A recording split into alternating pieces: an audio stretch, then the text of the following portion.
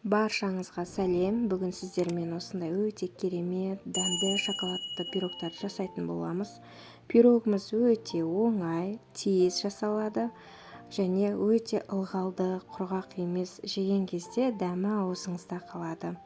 Міндетті түрде жасап көріңіздер. Видеомды соңына дейін қараңыздар. Арнама тіркеліп, лайк, коммент қалдыруды ұмытпаңыздар.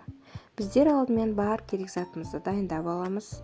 Сосын жұмыртқа мен қантымызды миксерде ағарғанша көтеріп айналдырып аламыз.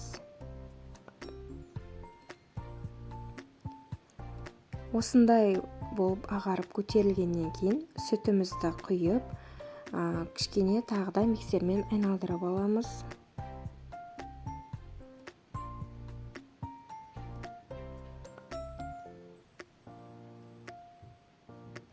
Оны айналдырып болғасын сұйық майымызды құйып, тағы да айналдырып аламыз миксермен.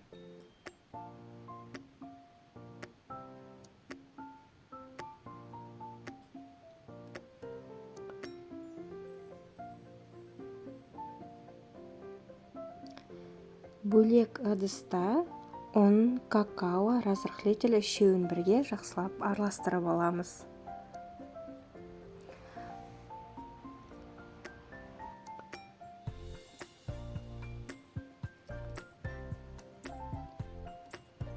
Содан кейін құрғақ заттарымызды дайын массамызға 2-ге 3-ге бөліп тұрып араластырып аламыз.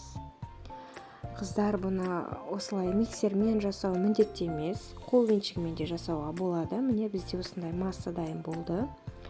Мен әсел печкасына кәдімгі өзінің домалақ формасын сары маймен майлап алып, соған пісірдім. 180 градуста 40 минутта пісіп шықты менікі.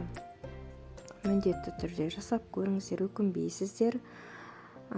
Видеоның соңына дейін қараған болсаңыз, арнама тіркеліп кетуді ұмытпаңыз. Мінекей пирогымыз пісіп шықты. Менде дайын ганаш болған, мен сонымен әсемдедім. Ал сіздер өз қалауларыңыз бойынша әсемдеуге болады. Ас болсын, міндетті түрде жасап көріңіздер.